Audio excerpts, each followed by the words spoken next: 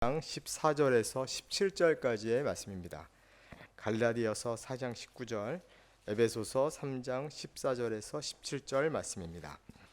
제가 봉독하도록 하겠습니다. 먼저 갈라디아서 4장 19절의 말씀입니다.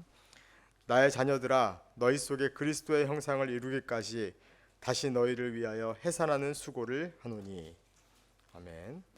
에베소서 3장 14절부터 17절까지의 말씀을 봉독하도록 하겠습니다. 이러므로 내가 하늘과 땅에 있는 각 족속에게 이름을 주신 하나님 앞에 무릎을 꿇고 비노니 그의 영광의 풍성함을 따라 그의 성령으로 말미암아 너희 속사람을 능력으로 강건하게 하시오며 믿음으로 말미암아 그리스도께서 너희 마음에 계시게 하시옵고 너희가 사랑 가운데서 뿌리가 박히고 터가 굳어져서. 아멘. 오늘 말씀을 전해주신 목사님을 제가 소개하도록 하겠습니다. 인천 시민교회에서 사역하시는 이상훈 목사님이십니다. 목사님께서는 서울신학대학교에서 신학박사를 받으시고 현재는 경인신학교에서 교수로 사역하고 계십니다. 또한 예수의 사람들 선교회라고 하는 귀한 목사님들이 같이 모이시는 선교회에서 해외 지부장을 맡으셔서 특별히 우간다 지역에 또 교회 설립과 또 학교 설립에 또 앞장서 계시는 귀한 목사님이십니다. 목사님께서 오늘 나오셔서 내 안에 그리스도의 형상이라는 말씀으로 말씀 전해 주실 때 여러분 박수로 목사님을 맞이하도록 하겠습니다.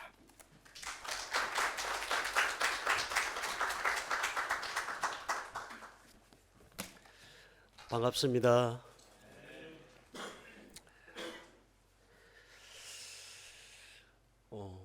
이 CTX에 와서 경건회를 이렇게 말씀을 전하라고 얘기를 우리 제장님께 얘기를 말씀을 듣고 주님 어떤 말씀을 전해야 됩니까? 제 얘기를 말고 주님이 전해 주시고 싶은 말씀이 어떤 것입니까? 라고 고민을 했습니다. 그 고민을 하는 가운데 말씀을 묵상하다가 내 안에 예수 그리스도의 형상이라는 제목으로 함께 잠시 말씀을 나누고자 합니다. 오늘 이 본문의 말씀은 바울이 교회 공동체 안에 있는 믿는 분들에게 썼던 그런 내용의 말씀입니다.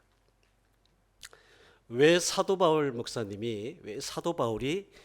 그들 안에 이 그리스도의 형상이 이루어지기까지 해산하는 수고를 한다고 했을까? 그런 고민을 좀 이 아침 시간에 잠시 해보고 싶습니다. 또 그들 안에 그리스도가 계시도록 무릎 꿇고 기도한다고 했는데 이미 그들은 믿는 자이기 때문에 그들 안에 예수 그리스도가 계실 텐데 그들 안에 그리스도가 계시도록 무릎 꿇고 중보했다는 것입니다. 또 바울이 그들 안에 예수 그리스도의 형상이 이루어지기를 그리고 그리스도가 그들 안에 계시기를 여전히 기도하고 있었다고 한다면 그들은 그럼 구원받았을 텐데 그러면 어떻게 된 것인가 하는 부분이 오늘 본문 말씀을 통해서 고민을 해야 될 그런 부분인 것입니다. 이것은 어떤 의미에서 그들이 구원자로 예수님을 영접했을 때 받고 경험했던 부분, 그 부분을 넘어선 그런 영적인 차원의 의미를 사도 바울 목사님이 얘기를 하신 것 같아요. 이 원어에 보면은 이 사도 바울 목사님이 사용한 그 단어가 형성이라고 하는 단어인데 이 형성이라고 하는 단어는 일반적으로 어머니 자궁 안에 이 배아가 형성되는 것을 표현할 때 썼던 그런 단어입니다.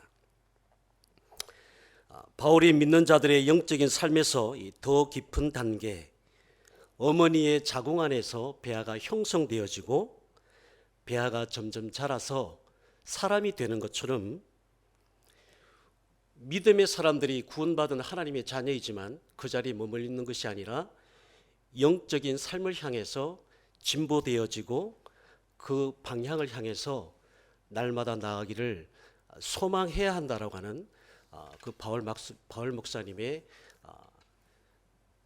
그런 영적인 생각들을 지금 전달하고 쓰고 있는 것 같습니다. 이 초대교회의 가르침에 따르면 우리가 구원받았을 때를 구원의 은혜라고 그렇게 불렀습니다.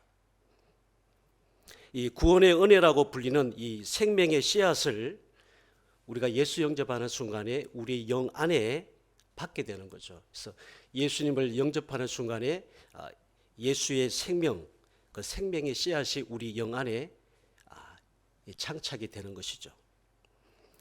이 씨앗은 마치 이 그리스도의 살아있는 이 존재의 잠재성을 그 안에 가지고 있는 수종남과 같은 것입니다. 이 구원의 은혜의 씨앗은 우리를 구원으로 이끌지만 우리는 단지 구원만을 받는 단계에 머무를 수가 있다는 것이죠. 거기서 멈춰버리는 거예요. 구원받은 것으로 구원의 감격 가운데 그냥 멈춰버릴 수 있다는 것이죠. 하지만 우리는 그 이상으로 그 아들의 형상으로 변화되는 것, 그리스도와 같이 되도록 부름을 받았다는 것입니다. 구원받은 것을 끝나는 것이 아니라 그 아들의 형상으로 계속해서 변화되는 삶. 내가 지금 예수를 믿고 수삼 년이 지났는데 내 안에 영적인 생명이 계속 자라고 있는지, 변화되고 있는지, 주님을 닮아가는 흔적들이 삶의 열매로 나타나고 있는지, 내 삶 속에 예수의 생명이 흘러나와서 주변에 공동체 있는 사람들이 나의 삶의 모습을 보고 예수님을 경험한 것처럼 그와 같이 그리스도가 되도록 우리는 부름을 받았다라고 바울 목사님은 그렇게 얘기하고 있는 것입니다. 우리 인간의 영은 어머니의 자궁과 같습니다. 구원하시는 이 은혜는 처음에 사람의 영 안에 들어옵니다. 우리의 영은 이 혼으로 둘러싸여 있습니다. 그런데 이 혼적인 부분은 죄가 다스리는 보좌가 있는 것입니다. 우리가 육신, 육체, 바디가 있고 혼이 있고 우리의 지정인 자가 있는 혼이 있고 영적인 하나님 영이 거하시는 영이 있는데 이 혼적인 부분은 죄가 다스리는 죄의 보좌의 자리입니다.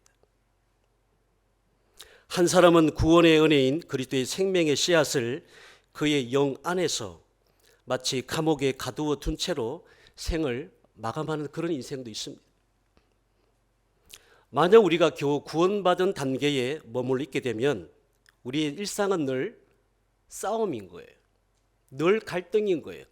확정과 확신과 생명 가운데 사는 것이 아니라 늘 갈등하고 늘 고민하고 정체성을 잃어버린 채로 그렇게 산다는 것이에요. 이것을 바울은 육적인 삶이요 어린 아이와 같은 삶이다라고 그렇게 말씀하고 있습니다. 하지만 이 사도 바울과 또 요한이나 또 베드로의 그 신학의 근거에 보면 이 씨앗은 혹은 세포라고 표현할 수 있는데 이 씨앗은 점진적으로 자라서 이 배아가 어머니 자궁 속을 채워나가는 것처럼 우리의 영을 그렇게 채워나가야 된다는 것이. 그런 후에는 가장 힘든 시기를 힘든 시기가 찾아오게 됩니다. 그게 뭐냐면 바로 출산의 고통의 과정인 거죠. 우리 영 안에 그리스도가 태어나서 영 안에서만 머물러 있는 것이 아니라 혼으로까지 확장되어져 가서 우리의 모든 전 인격을 가득 채우게 되는 그런 해산의 수고의 과정을 돌파해야 한다는 것이에요.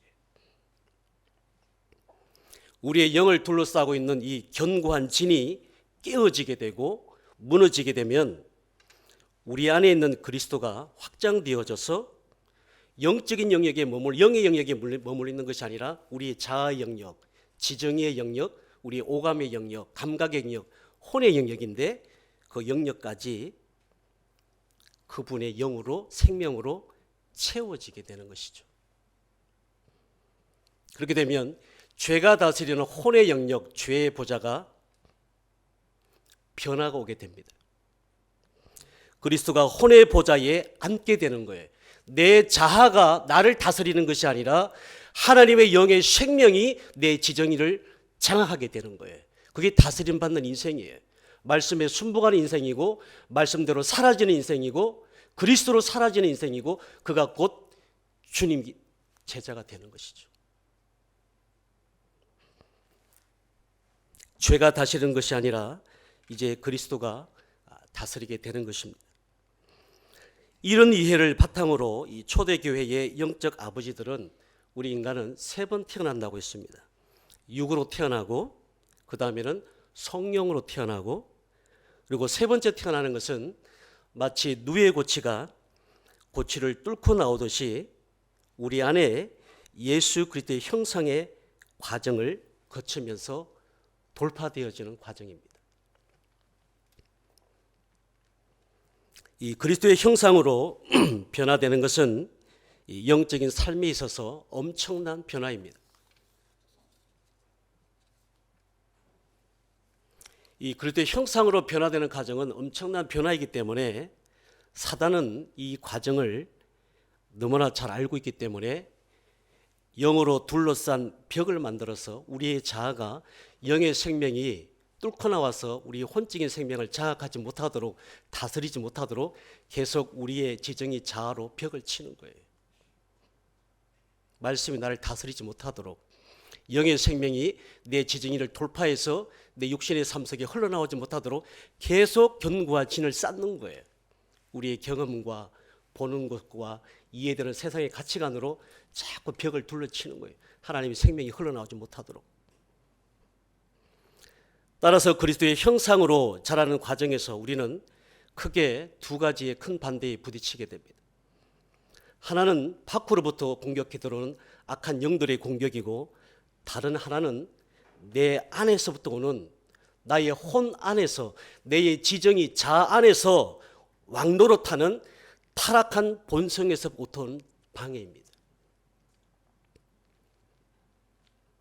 이 인간의 혼은 이 죄의 보좌가 무너지기를 원하지 않습니다. 또 사탄도 이 혼적인 영역, 우리의 자아 영역에서, 지정의 영역에서 우리를 계속해서 다스리기를 원하기 때문에 자신의 권좌를 혼의 영역에서 내려놓지 않습니다. 죄의 보좌는 사단이 믿는 자들에게 일할 수 있는 영역입니다. 그것이 우리의 혼적인 영역이에요. 생각의 영역이고 지정의의 영역입니다. 사단이 거기에 자리 털고 앉아 있는 거예요. 구원받은 하나님 자녀 가운데도 역사하는 거예요. 그래서 초대교회 영적 아버지들은 그리스도의 보좌는 사람의 혼 안에서 발견되어야 된다. 하나님의 영이 영적인 영역에만 머물러 있는 것이 아니라 우리의 지정의를, 우리의 자아를 깨트려서 하나님의 생명이 돌파되어져야 된다는 거예요. 만약 혼 안에 있는 죄의 보좌가 이 그리스도의 다스림으로 바뀐다면 우리 몸의 각 지체를 노예 삼고 있는 죄와 죽음의 권위가 사라지고 그리스도의 권위와 자유로 바뀌게 되는 겁니다. 그럴 때 그 진리가 우리를 자유케 하는 거예요. 따라서 그리스도가 형성되었다는 이 실질적, 은유적인 의미가 아니라 실질적 의미는 혼과 영 사이에 더 이상 장벽이 없는 상태를 말하는 것입니다. 왜냐하면 그리스도가 영을 채우고 혼으로까지 확장되었을 뿐 아니라 그 안에 인격으로 형성되었기 때문입니다. 그런 자들을 만나면 그리스도의 인격을 발견하게 되는 거죠. 우리의 자아가 드러나는 것이 아니라 예수의 생명으로 영으로 충만해져 있으면 그 사람과 같이 머물기만 해도 그 사람의 충만해져 있는 예수의 생명이 흘러나와서 내 영이 영향을 받는 거예요. 회복이 되는 거예요. 치유가 되는 거예요. 그 대화 속에 살아계신 주님을 경험하게 되는 거예요. 왜? 그 심령을 통해서 예수의 생명이 영 안에 머물기만 한 것이 아니라 그 사람의 혼을 정복하고 자아가 깨뜨려지고 파사가 되어진 그 심령을 통해서 예수의 생명이 흘러나오기 때문에. 근데 그런 사람 곁에 머물기만 해도 마음이 평안한 거예요. 근데 그렇지 못하고 혼적인 영역에 똘똘 뭉쳐져 있는 그런 인생과 만나게 되면 왠지 마음이 답답해요. 영이 소통되지 않기 때문에 그런 거예요.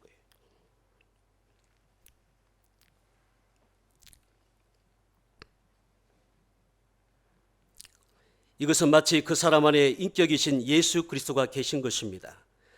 그래서 사도 바울은 이것을 가리켜서 이렇게 표현했습니다.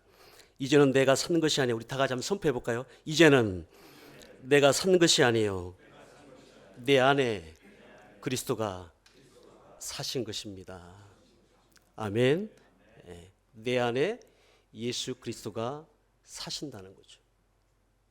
내 자아로 살아가는 것이 아니라 예수의 생명이 내 온 지정의를 다 정복하고 다스리고 내가 순복되어져서 하나님의 생명 가운데 거하는 거예요. 그래서 바울은 그것을 내가 그리스도 안에 사는 것이다라고 그렇게 표현했습니다. 그리스도의 마음, 그리스도의 의지, 그분의 열정, 그분의 손과 발이 되어서 나의 자아가 깨트려진 상태로 전생애를 순복함으로 헌신의 삶을 살게 되어지는 거예요. 그것을 다른 말로 표현하면 그리스도의 전 인격으로 옷 입었다라고 표현하는 것입니다. 신학적으로 이것은 성육신의 신비입니다. 동정녀 마리아를 통해서 육신의 몸으로 오신 성육신이 아니라 그분의 교회, 믿는 자들을 통한 성육신입니다. 이 마지막 때를 향한 하나님의 목적은 진정한 그리스도들과 진정한 메시아들이 없다면 성취될 수가 없습니다. 따라서 그리스도의 형상으로 자라는 것은 선택이 아니라 필수입니다. 그리스도의 형상으로 변화되는 과정을 완성하기 위해서는 몇 가지 원리들을 가지고 영의 과정을 걸어 나가야 됩니다. 이 원리들은 실질적이고 달성할 수 있는 것들입니다. 하지만 무엇보다 중요한 것은 이 하나님의 은혜에 달려 있고 그리스도의 진정한 생명이 우리의 속사람 안에서 그리스도의 형상이 이루어지도록 통로를 여는 것에 달려 있습니다. 이렇게 그리스도의 형상으로 우리의 속사람이 장성하게 될 때에 그 많은 결과들이 열매들이 있는데 그 중에 하나가 뭐냐면 하나님 나라의 인격을 갖게 됩니다. 나의 영과 혼과 육이 성령 안에서 통합적으로 행동하게 되어 있습니다. 성령이 주시는 감동이 있는데 내 혼적인 자아와 날마다 충돌하는 것이 아니고 순복하는 삶이 말씀에 다스려진 인격이 되어서 통합적으로 움직이게 되는 겁니다. 내가 말하는 것이 곧 주님이 주신 은혜로 말하게 되고 내가 행동하는 것이 주님이 주신 은혜 가운데 거하게 되고 내가 삶을 지향하고 목표하고 걸어가는 모든 삶의 여정들이 주의 뜻 안에 있는 것이 날마다 확정되어지는 삶인 것입니다. 그리고 그리스도의 유업을 누리게 되는 삶을 살기 시작하고 예수 그리스도의 의의 옷을 입고 날마다 승리하는 삶을 사는 것입니다. 그런가 하면 사단과 맞서 싸우기 위해서 영적인 새로운 차원으로 들어가게 되고 진정한 교회 공동체 안에서 주신 그 직분을 감당할 수 있는 능력이 발생하게 되고 그리고 또 하나 중요한 것은 주님과 동행하심이 일상이 되어지는 겁니다. 한번 선포해 볼까요? 주님과 동행하심이 일상입니다. 하루하루의 삶의 여정들이 주님과 동행하심이 확정되어지고 증거되어지고 일상이 되어버리는 거예요. 말씀을 정리합니다. 그렇기 때문에 내 안에 저와 여러분 가운데 그리스도의 형상이 회복되는 삶 그리고 성장하는 삶 하나님의 생명이 나를 통해서 흘러나오는 삶이 되기 위해서는 어떻게 해야 되느냐 그 질문이 마지막 던져지게 되죠. 그것도 어떻게 해야 될까요? 우리가 다 알고 있습니다. 한 선포해 봅니다. 날마다 자아를 십자가에 못 박습니다. 아멘. 그래서 날마다 우리의 자아가 파쇄되어진 길밖에 없는 거예요. 그래서 사도 바울이 그의 생애를 정리하면서 나는 날마다 죽는다 그랬습니다. 내가 죽어야 예수의 생명이 역사하게 되고 흘러나오게 되는 것입니다. 그리고 그 생명을 맛보는 자마다 살아나게 되고 그 교제권 속에서 생명을 살리는 역사가 일어나게 되고 최종적인 열매 가운데 하나가 나를 통해서 예수의 생명이 흘러나갈 때 주변의 영혼들이 주님께로 돌아온 역사가 일어나게 되는 것입니다. 그 놀라운 영적 신비가 오늘 CTX 우리 가족들 가운데 그런 능력들이 풀어지고 주님의 은혜가 여기 있는 모든 가족들이 임하기를 주의 이름으로 축복합니다. 기도하겠습니다. 주님, 저희들이 구원받는 감격으로 머무는 인생이 아니라 우리들 자신을 매일매일 돌아보아 자아를 날마다 십자가에 못 박고 자아가 파쇄됨으로 말미암아 육신의 본성대로 살아가는 삶이 아니라 저희들의 전 인격이 생명의 영이신 성령님의 다스림을 받는 삶이 되어 우리들을 통해서 생명이 흘러나와 수많은 영혼들이 죽기로 돌아오는 일에 쓰임받는 생애가 되기를 원합니다. 이 시대의 대안인 CTX를 통해서 하나님 나라가 확장되게 하시고 CTX 가족 한 사람 한 영혼이 하나님 나라 영적인 군사임을 자각하고 영적으로 늘 깨어서 믿음으로 전진하며 승리하는 삶의 여정이 되게 하옵소서. 성령 하나님께서 CTS를 견인하여 주시고 성령의 충만한 기름으로 날마다 덧입혀 주옵소서. 성령님의 거룩한 임재가 떠나지 않는 공동체가 되게 하옵소서. 우리 주 예수님 이름으로 간절히 기도하옵나이다.